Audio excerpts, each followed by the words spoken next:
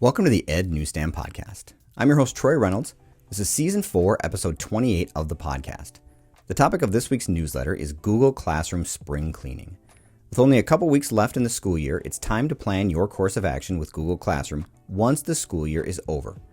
For this episode, I looked over resources by Eric Kurtz from Control-Alt-Achieve, Casey Bell from Shake Up Learning, Alice Keeler, and Matt Miller from Ditch That Textbook. What I developed were two different lists.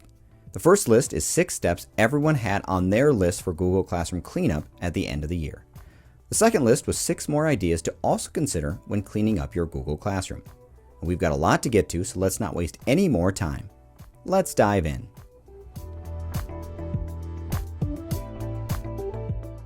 In preparation for the end of the school year, I want to take a look at some Google Classroom spring cleaning ideas. I looked at 5 different websites and came up with 2 different lists. One I'm calling the agreed upon ideas for Google Classroom cleanup, and the other I'm calling unique ideas for Google Classroom cleanup. So the one, after I looked at Eric Kurtz on his website Control-Alt-Delete, he has a 23-minute video and a blog post with screenshots. Then I looked at Casey Bell and Shake Up Learning. She has a 31-minute audio podcast, blog post, screenshots, and GIFs. Then I watched an hour-long video from Alice Keeler on the Otis for Educators website. And if you do watch that 52-minute video, you will get a certificate of completion to put toward your continuing ed credits to renew your license. Then I looked at Matt Miller at Ditch That Textbook.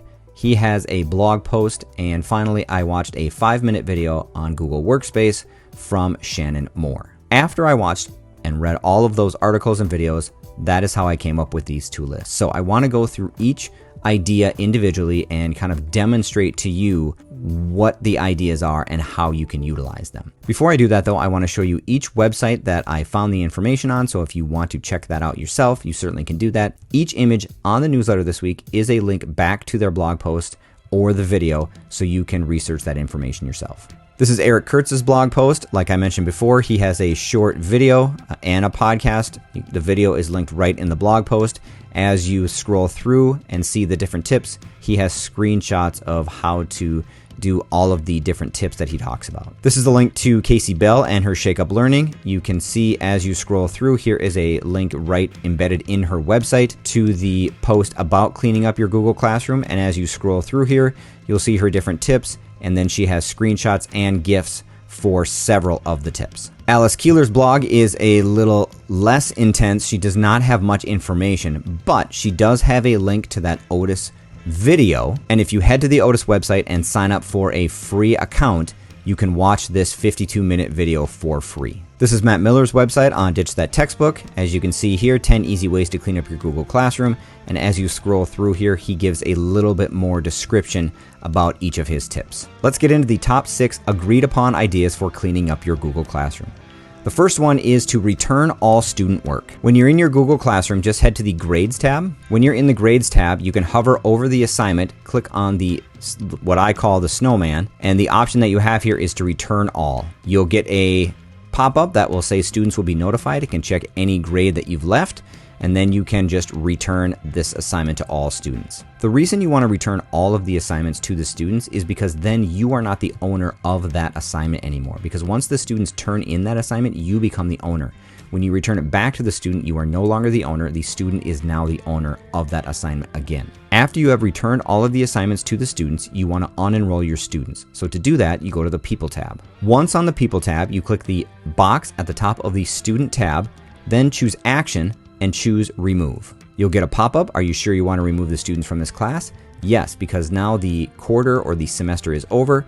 The students can no longer turn in the assignments, and you don't need to be receiving notifications or emails or anything throughout the summer with students trying to return information. Plus, once you have returned everything and unenrolled your students, now you can easily move to the next step. The next step after you have removed all of your students is to archive your class. The way that you do that is you go to the hamburger in the top left corner. Then you go to your dashboard. So I click on classes at the very top. Then you will see a list of all of the classes listed in your dashboard. On your class, in the top right-hand corner of that class is the snowman. Click on the snowman and then choose archive. You'll get a pop-up. Archiving the class causes this to be archived for all participants. That is the reason that we have removed all the students. We don't want the students to still see this class show up in their dashboard. So if we remove it, then they don't have to worry about this anymore, and it is removed from their dash. They are removed from the class, and then you are removing it from your dashboard. Now that you have returned all the assignments, removed all the students, archived the class, the next step is for you to remove the Google Classroom from your Google Calendar. I'm in my Google Calendar. Along the left-hand side, you will see all of your different calendars. You have your personal calendar, birthdays, and then any of the calendars available from your Google Classroom. So you'll see I have the generic class.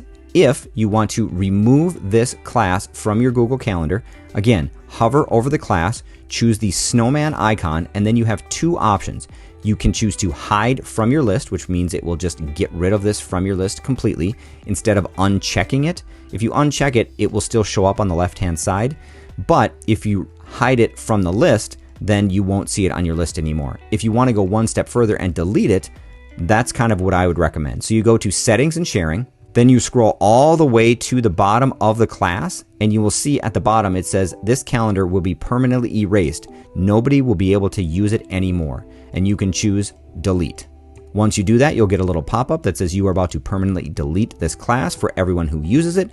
Do you wish to continue? And I'm just going to say permanently delete. Now the calendar has been removed completely from my Google Calendar. I have deleted it totally. I have not hidden it. I have not unchecked it. It is totally gone. Now that I have removed the class from my Google Calendar, the next thing is I need to move the folder from my classroom folder in my Google Classroom. I'm going to put it in an archived folder in my Google Drive so that it's totally out of my Google Classroom folder. When you're in your Google Drive, you will see a folder called Classroom. Under no circumstance are you to delete this folder. It is created by Google for Google Classroom. So anytime that you create a new class in Google Classroom, it automatically creates a folder in this folder itself and organizes your class in that folder. So it has its own structure the way that it's created. If you delete the Google Classroom folder, it will probably very much mess up your Google Classroom moving forward. So do not delete this folder. You can move some of the folders inside this folder, but I would only do that after you have completely archived your class. I would not do it during the school year whatsoever. So here's how this works. Go into your classroom folder, and then you are going to find the class that you just archived. One issue that I have here is that I do not have a folder called generic class, which I thought I did. But that's okay because you can easily find that folder again. When you're in Google Classroom, let's say I need to find that folder for that generic class. I'm going to go back to my archived classes. Here is that generic class that I archived. I'm going to click on the class. I don't want to restore it. I'm just going to leave it here archived. I'm going to go to my classwork page. Then right up here, I have a link to my class drive folder. I'm going to click on that. It takes me directly to this Google Drive folder. So you can see at some point I called it Synergy Class. So it's under my classroom folder called Synergy Class.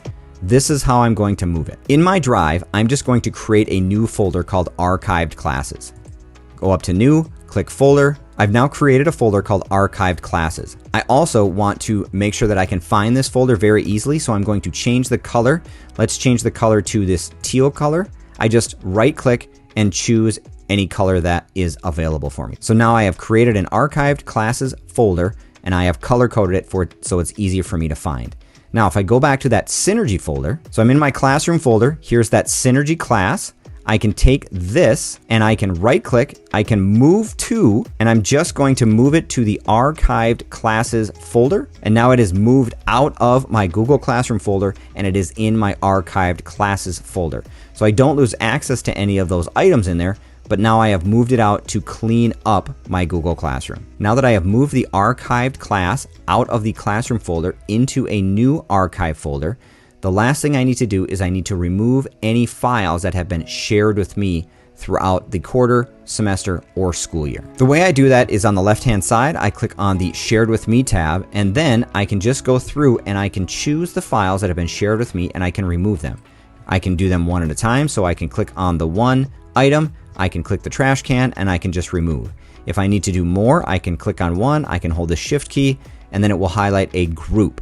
If I want to do individual files, I can hold one, I can hold the Control or the Command button down, and then I can just click on multiple items and then click the trash can. Many different ways that you can remove items from the Shared With Me files, make sure that you are not the owner of that, or you do not share ownership with someone else. Make sure that you are clearly not the owner, because if you delete it, it's going to be gone in your trash. So make sure, so you can see here, this task challenges, I'm an owner on another account. So make sure that you know who the owner is before you are just deleting it, because if it is a student's assignment and you are still the owner and you delete it, it's going to be gone forever. So make sure that you look at the shared with me before you remove it. Those are the 6, I would say, agreed upon items for Google Classroom cleanup at the end of the school year. Again, return all student work, unenroll students from old classes, archive the old class, remove the old class calendar, move old classes from the Google Classroom folder,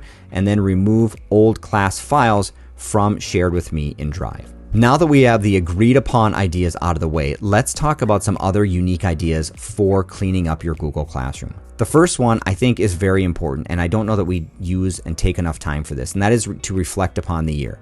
How did it go you working within your Google Classroom? Did you like the layout? Did you like the setup? Did you like how you created assignments? Did you like how you named them? Were students able to find the assignments easy? Were you able to find the assignments easy? Think about and reflect upon all of these ideas and how you laid out your Google Classroom. Were you consistently using it? All of these different things that you have to think about throughout the year. How did it work? Write down some ideas on what worked well, what didn't work well, so that you can change those things for next year. Item number 2 is to set up a class template for next year. So everybody who talked about this, creating a class template, all agreed not to copy your Google Classroom from one year to the next. It can create some confusion in your Google Classroom folder if you have the class named similarly every year, because you're not going to get probably the section name showing up. You're going to get the same class showing up year after year with the same name, and it's going to be hard to find the class you're looking for. What they recommend is setting up a class template. Casey Bell from Shake Up Learning actually has a blog article on this idea. If you click on the link called Class Template, you can read through her article here on how to create a class template, and it's very good. And I have talked about this in other blog posts, how to organize your Google Classroom at the beginning of the year. You can go back and look at some of the newsletters and some of the ideas that I found from other users of Google Classroom.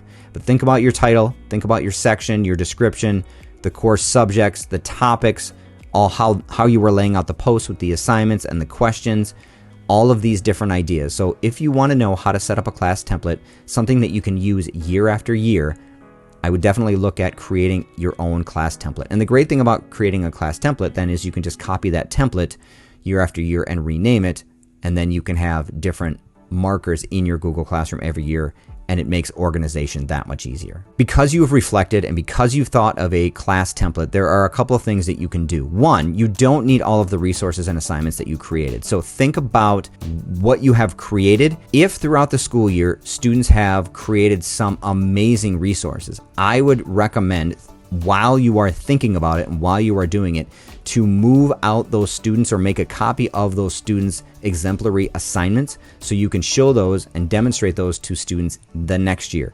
It's easier to kind of do it on the fly and think, oh, that student made an amazing assignment. I want to show this to kids next year. Just make a copy of the assignment and then return the assignment to the student.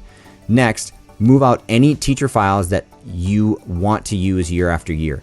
And one thing that is recommended is to star your original file. So if you have something that you love, give it a star. And you can do that in the name, or you can do it in the assignment itself. When you are creating these assignments, you have them here in your Google Classroom. Now, if you really like them, you can rename them and put a star in it. So I can just highlight it, I can click N, and I can put a star on this, and that tells me that this is something that I liked. The other thing you can do is you can add a star to the item. So I can add it to starred so you can see that it has a star here. This might be easier for you to find. If you star everything, it kind of puts it to the top. But if you add a little star on the right-hand side, then you can go to the item that is called starred. And when you do that, you'll see all of your starred items show up.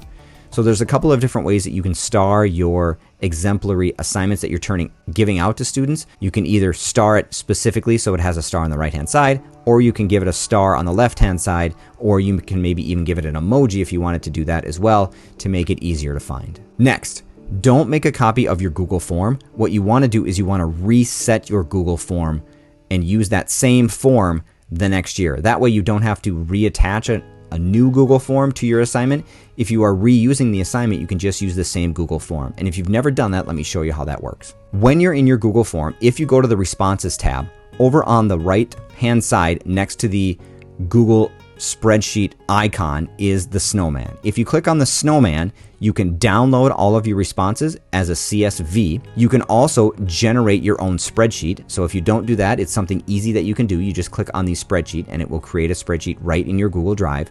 When you have done both of those on the snowman, at the bottom, the last choice is to delete all responses. If you click on delete all responses, it will say, are you sure you want to delete all the responses? The action cannot be undone. You can say yes because you have already either downloaded the CSV file or you have created your own Google Sheet. I'm going to say okay. Now all of the responses have been deleted and I can just go ahead and use this Google form again next year. I don't have to copy it. I don't have to recreate it. I don't have to add it again to my assignment. It's already ready to go for the next year. The next thing you can do is you can export all of your records to a Google spreadsheet. So when you are in your Google Classroom, if you want to take your assignments and you want to export all of your grades from your Google Classroom, you can do that to a Google Sheet. When you are in your Google Classroom, go to the Classwork tab, then just find any assignment, click on the View Assignment, then in the top right-hand corner is the gear icon. You're going to click on the gear icon and you have a few choices. You can copy all grades to Google Sheets, download all grades as a CSV, or download these grades for that specific assignment as a CSV. If I want all of the grades in my gradebook, I'm going to copy all grades to Google Sheets. That means I'm going to get all of my grades onto a Google spreadsheet, and then I'm free to delete all student work, archive my class, because I have a copy of that gradebook. A quick, simple way for you to have a backup of your gradebook for your students just hanging out in your Google Drive. The last unique idea for cleaning up your Google Classroom is to create a Sandbox class. And you're probably thinking to yourself, well, didn't you already tell me to create a class template? I did. This is a little bit different. So a Sandbox class would be something that you would create amongst your grade level so that all of your teachers, let's say you teach 4th grade, or let's say there are 3 or 4 teachers in your high school teaching middle school 7th grade English or something. If you have multiple people teaching the same grade level, if you create a Sandbox class, then you can create one generic class and you can add all of the teachers to that Sandbox class, and you can put assignments. You can share assignments in that Sandbox class that you can then reuse out to your current class that you use with your students. So the Sandbox class is like a template that you are creating, but it is a template that multiple teachers are putting resources into. Because you can reuse your assignments, it's very easy then for you in that Sandbox class to share assignments and resources with your other team members and then reuse those assignments out to your current class that you might have with your students. So that is something that I would definitely recommend, is creating a Sandbox class if you are working with multiple teachers in your team across your grade level or across your subject area. So there's a lot to think about this week when cleaning up your Google Classroom. I would definitely do the 6 agreed upon ideas for your Google Classroom cleanup. And then think about, as you're moving into the summer, some of the other more unique ideas for your Google Classroom cleanup and see how you can use those in the upcoming years. That's it for this episode of the Ed Newsstand Podcast. I really appreciate you listening to the podcast or watching the video version on YouTube because I know your time is valuable. Please check out the Google Classroom spring cleaning resources from Eric Kurtz at Control-Alt-Achieve, Casey Bell at Shake Up Learning, Alice Keeler and her collaboration with Otis for Educators, Matt Miller at Ditch That Textbook, and Shannon Moore's collaboration with Google Workspace, the video that you can watch on YouTube. For more EdTech resources, you can follow me on social media. You'll find me on Twitter at ReynoldsTroy, on Instagram and TikTok at EdNewsstand. If you're listening on any podcast platform and would like to hear more, please like and subscribe to receive updates and have any new episode automatically downloaded for you. You can also revisit my previous episodes on any major podcasting platform like Spotify, Anchor.fm, Apple Podcasts, iHeartRadio, or Google Podcasts. You can also check out the video version of my podcast over on my YouTube channel and check out any of the other video resources I have available. If you'd like to download my app to have my podcast and newsletters right on your smart device, please check it out at ednewsstand.glideapp.io and save it to your home screen. If you don't want the app but would like to check out my resources, please visit my website at ednewsstand.weebly.com. This is Troy Reynolds, and this is the Ed Newsstand Podcast. hoping you were able to take away at least one idea for your classroom. Please be safe. Until next time.